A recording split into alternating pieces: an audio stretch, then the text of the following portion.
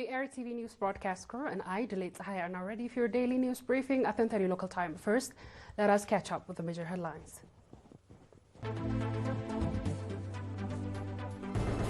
World Food Safety Day celebrated at a national level. Successful eye surgery conducted in southern Red Sea region. Israel has transferred Patriot missile system to Ukraine.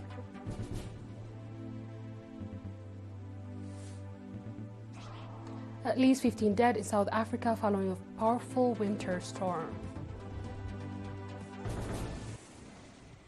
On our local news, World Food Safety Day is a global event observed on June 7th.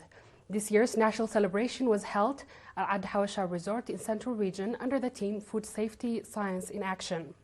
The event aimed to explore the latest advancements in food safety and promote responsible food handling practices. It was attended by more than 85 participants, including Minister of Health, senior officials from the Ministry of Agriculture and Health, representatives of the Food and Agriculture Organization and World Health Organization, and experts from various relevant government and non-governmental organizations, academia, food processors, and representatives of farmers. Mr. Takhlab Miskina, in his keynote speech, emphasized the importance of science in ensuring the safety and quality of food productivity. He highlighted the critical role of research and development in advancing food safety.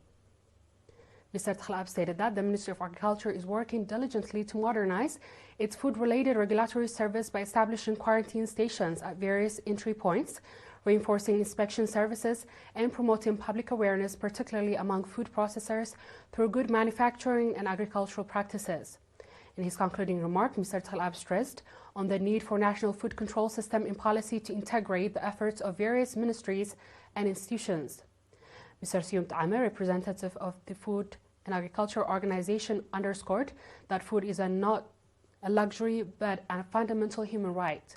He noted that every year 600 million people fall ill due to contaminated food and emphasized the role of science not merely as academic pursuit but as a practical, powerful tool.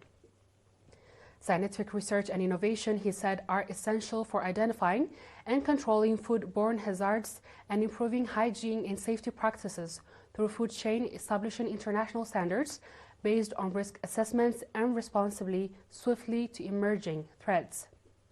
Dr. Nonso Ejiofor, representative of WHO, added that this year's theme highlights the essential role of scientific knowledge in guiding effective food safety practices. He stressed the importance of research, innovation, data, and appropriate technologies in identifying risks, reducing illness, saving lives, and cutting costs along the entire food chain. A panel discussion was also held under the theme of the day, featuring experts and representatives from food processing industries. The panelists discussing recent advancements in food safety research, including the use of precision agriculture, improve health outcomes, and reduce food waste. During the event, 6 papers regarding food handling and hygiene practices, food expiration, administrative regulatory and safety implementation, effects of processing on heavy metal content in selected leaf vegetables cultivated in Asmara, environmental safety of food safety and the role science of food safety were presented by representatives of the Ministry of Agriculture, Ministry of Health, Ministry of Land, Water and Environment, Hamel Malo College of Agriculture, and Mainafhe College of Science. Participants engaged in extensive discussion on the papers and adopted various recommendations. This included the need for collaboration among all relevant stakeholders and integration of scientific methods and food safety, improved identification of food sources, and enhanced public awareness on food preparation and safety. Short videos highlighting national and international efforts related to food safety was also screened during the event. World Safety Day is being marked the 7th time globally and for the 3rd time at a national level. Eye surgery was successfully conducted on over 200 patients at Asab Hospital in southern Red Sea region from 4th to 10th June. The program conducted in collaboration between the Ministry of Health and regional branch in the Burhan Aini Hospital in Asmara. Dr. Iyo Bayana, an eye surgery expert and program coordinator, stated that this initiative was continuation of similar surgeries previously held in northern Red Sea region. He added that surgery performed on 10th 10 children practically successful and unique. Nurse Gabriela Mikael, head of the eye treatment at Hasab Hospital, explained that the survey had been conducted on 3,000 citizens across 4 subzones and 52 villages prior to the surgery. He highlighted that the program was successfully implemented and noted that other patients received medicines and eyeglasses. The beneficiaries expressed their gratitude for the opportunity provided.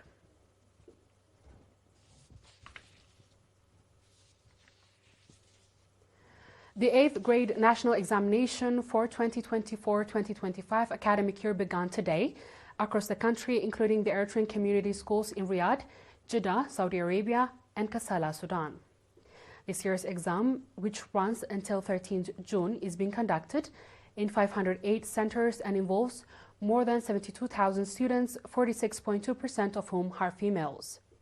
The examinees include 11,051 students from Ansaba region, 23,036 from Southern region, 15,636 from Gashbarka region, 14,594 from Central region, 6,337 from Northern Red Sea region, 1,403 from Southern Red Sea region, 167 from Riyadh and Jeddah, and 8 from Kassala.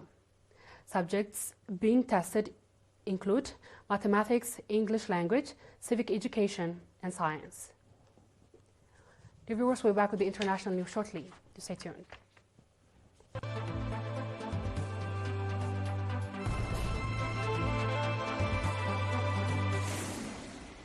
Welcome back. Israel has quietly transferred U.S.-made Patriot air defense system to Ukraine, Israeli ambassador to Kyiv Mikhail Brodsky has revealed. The countries previously insisted that this was the only providing humanitarian assistance. Asked about the reports that Israel has been sending military equipment to Ukraine via third countries, Brodsky described as it has a sensitive issue that should not be discussed publicly. West Jerusalem previously claimed that it was only delivering humanitarian aid to Ukraine reportedly out of concern over provoking Russia, which maintains a naval facility and the airbase in neighboring Syria. Israel has stressed that it has sought to maintain good relations with both Ukraine and Russia. Axios reported in January that the U.S. transferred around 90 Patriot missiles from Israel to Poland for delivery to Ukraine. The New York Times later said Kyiv would receive a full Patriot system previously stationed in Israel. According to the Times of Israel, 8 systems were retired from service in 2024. Russia's envoy to the UN, Vasyl Nebenzia, warned last year that any Israeli decisions to transfer Patriot to Ukraine would carry political consequences. Russia has argued that foreign arms shipment only escalate the conflict and will not prevent Russia from achieving its objectives. The Kremlin has listed halt of Western weapons deliveries as preconditions for a ceasefire.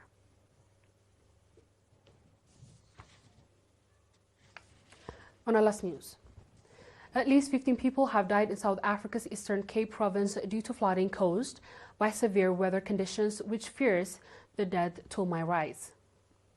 A powerful winter storm has swept across the country since the weekend, bringing bitter cold, snow, flooding, and several provinces.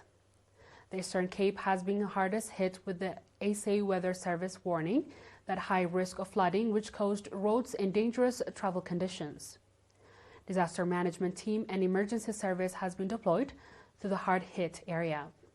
Meanwhile, rescue workers are still searching for a minibus and taxi carrying children's schools that swept away from floodwaters in province on Tuesday morning.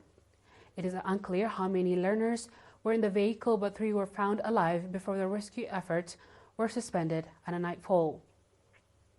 Nearly 500,000 people were also left without electricity following the storm. Parts from South Africa received snowfalls during the winter month, but forecasters had warned last week that the practically strong cold front was about to hit the country.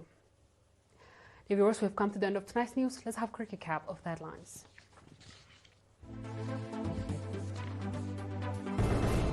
World Food Safety Day celebrated at a national level. Successful eye surgery conducted in Southern Red Sea region.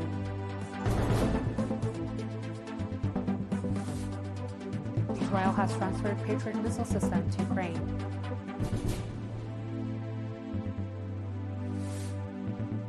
And at least 15 dead in South Africa following a powerful winter storm.